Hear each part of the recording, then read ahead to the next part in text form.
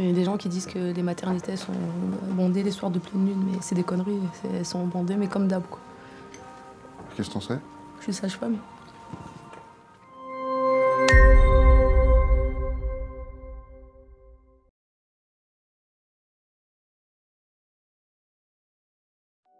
Le ravissement d'Iris Kaltenbeck, c'est l'histoire de Lydia, une sage-femme incarnée par Afsia Arzi, dont la meilleure amie Salomé vient d'accoucher. Cependant, pour se rapprocher de l'homme qu'elle aime, Milos, elle va faire passer le nouveau-né de son ami pour le fruit accidentel de leur union. Ce mensonge l'entraîne alors dans une spirale à l'issue tragique.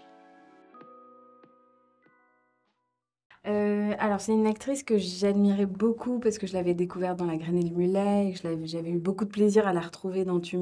mérites un amour, son propre premier long métrage.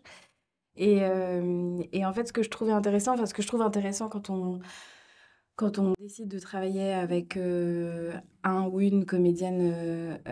professionnelle, c'est toujours de se demander comment est-ce que le rôle qu'on lui propose peut lui convenir, mais en même temps, comment est-ce qu'elle peut se déplacer malgré son expérience et comment ça va être une expérience nouvelle pour elle et aussi un défi. Je trouve que c'est très important parce que voilà, les comédiens et comédiennes professionnelles, ils font beaucoup de rôles et donc comment ne pas les amener à se répéter. Et en fait, Afsia, ce qui m'intéressait beaucoup, c'est que je trouvais que c'était une comédienne extraordinaire, mais qui avait fait un certain cinéma aussi, qui était assez ancré dans un cinéma, le cinéma de Keshish, son propre cinéma à elle, et qui est aussi un cinéma de la parole, c'est-à-dire c'est un cinéma moi, les images que j'avais d'Afsia, c'était quelqu'un qui garde pas sa langue dans sa poche, qui s'exprime beaucoup, qui a une sorte de vitalité, voilà, qui passe aussi beaucoup par l'expression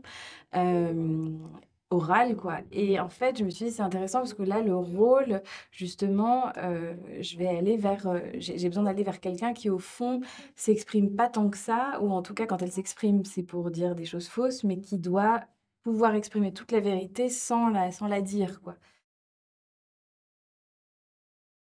Alors, on a fait un petit peu de répétition. C'était un scénario très écrit. Et en fait, après, sur le tournage, moi, j'ai poussé énormément les comédiens à oser prendre des libertés, oser proposer des choses, même parfois improviser. Mais ce qui était intéressant, c'est qu'en fait, souvent, en fait, on partait de la scène, ils s'en éloignaient un peu en osant faire des choses. Et puis finalement, j'ai l'impression qu'on revenait finalement toujours au texte, mais nourri de tout ce travail qu'ils avaient fait. C'est-à-dire, au fond, par exemple, je leur donnais toujours, quand on travaillait, la première prise était toujours libre. Et la dernière aussi, c'est-à-dire la première prise, je disais: «Fais ce que tu veux». Moi, je partais de cette prise et je les dirigeais, je les dirigeais, je les dirigeais en essayant de chercher l'émotion juste et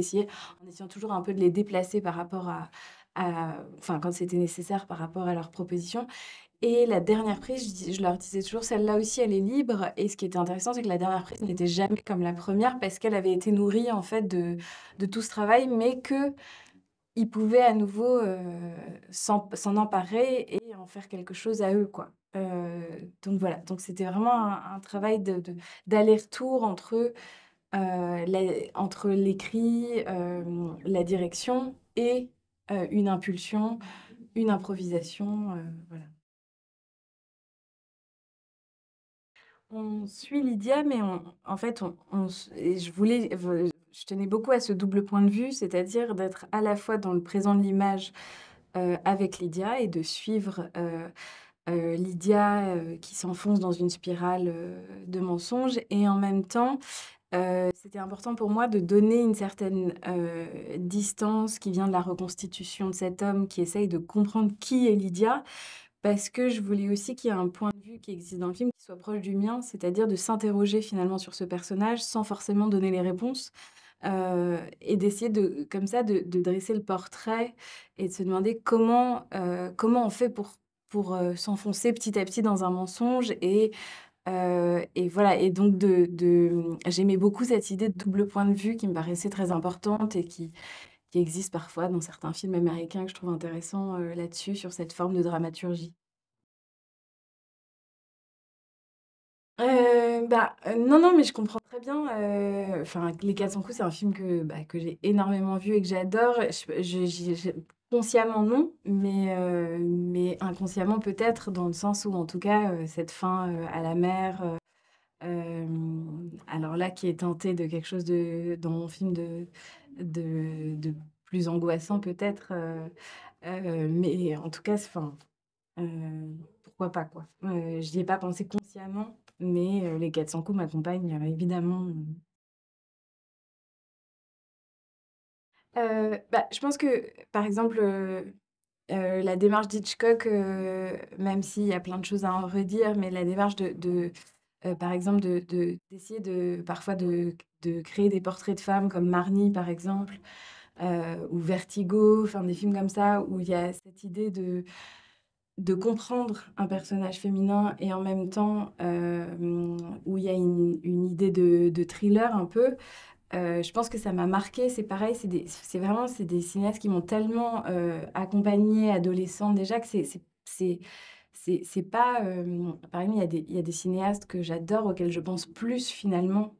quand je crée plus consciemment, comme, Lucrecia Martel, Kelly Richard, qui sont des cinéastes que j'adore pour leur façon de justement de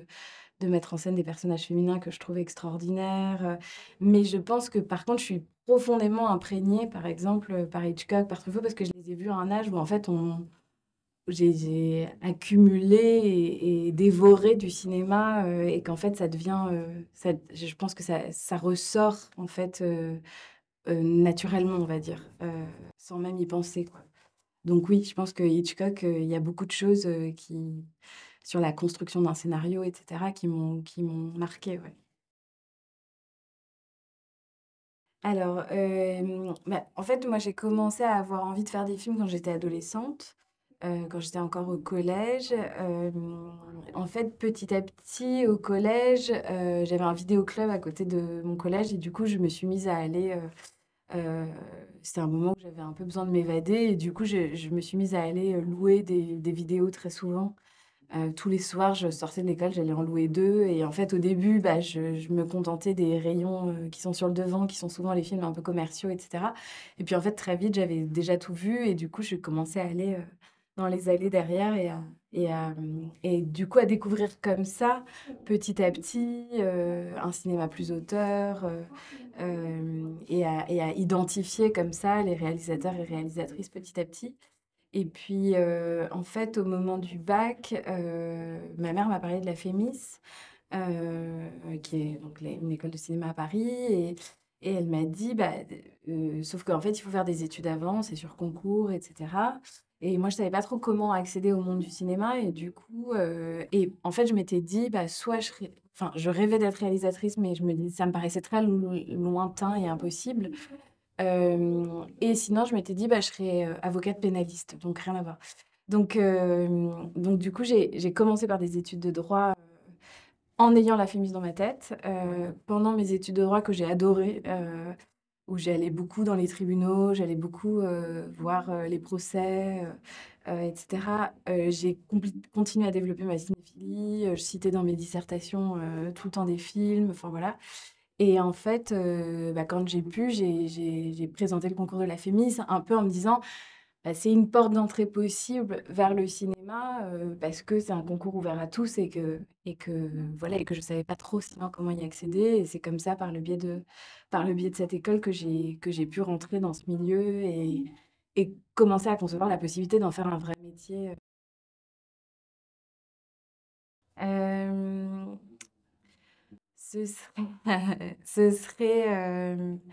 bah, en fait, ce serait que j'ai l'impression que en tout cas faire des films, après faire du cinéma, ça peut prendre plein de